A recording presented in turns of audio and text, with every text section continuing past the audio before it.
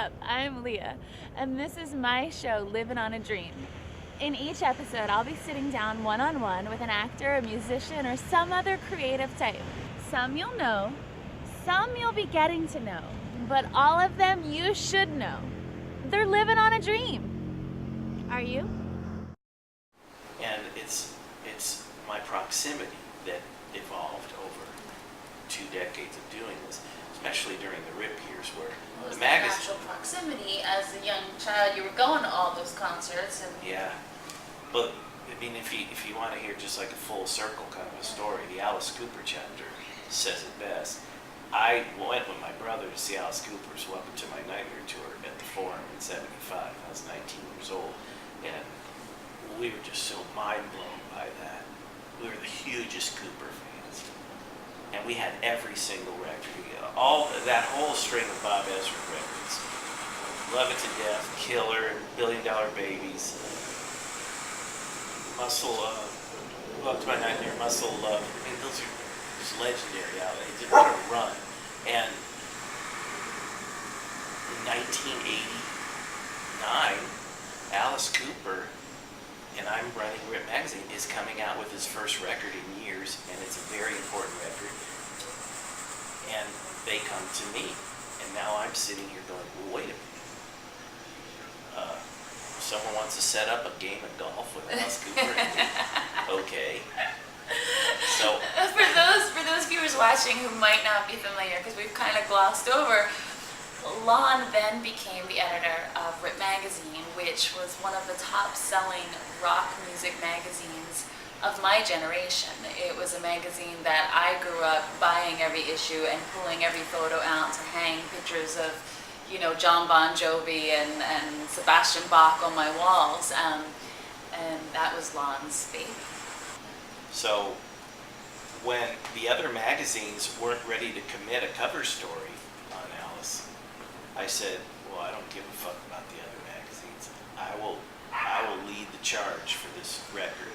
And the record was the Trash album. This was the Trash album, right? So we set up a photo shoot, because what made RIP special was, like Rolling Stone and other far more visible at the time magazines, and higher budgeted magazines, they set up their own shoots so they could develop their own look, their own graphic vibration, so to speak.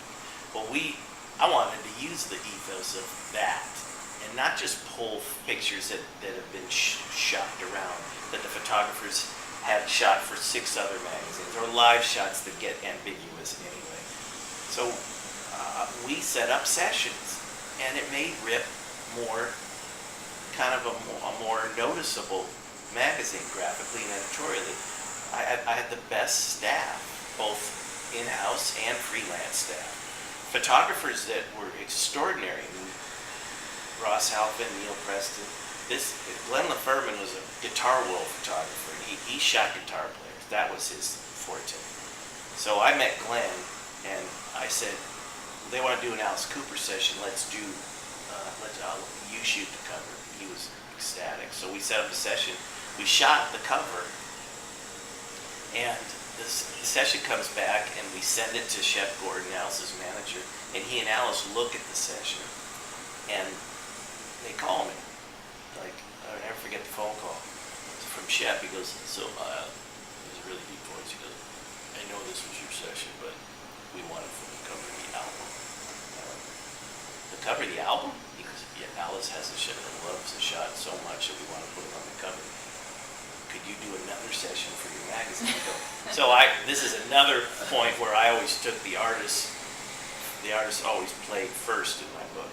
Relationships I developed, yeah, they were with the managers and with the lawyers and with the record companies, but it was always the artist. And that was my ace in the hole, because I was getting phone numbers from rock stars, and if I wanted to get something special, oftentimes I would bypass people, and that pissed off a magazine, and definitely pissed off managers sometimes.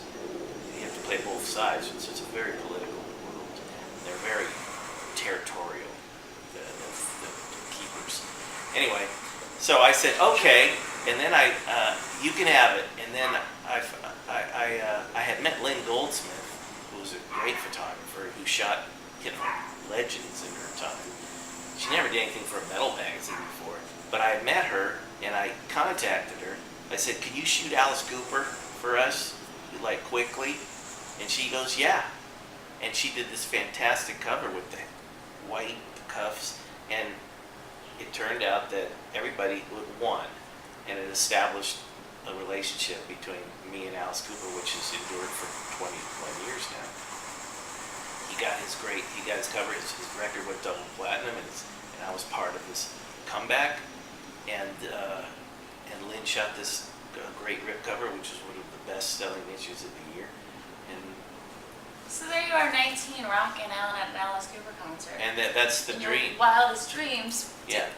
You know, here you are playing golf and helping with this comeback. So that's our show today. Thanks for watching. I'll see you next time. Until then,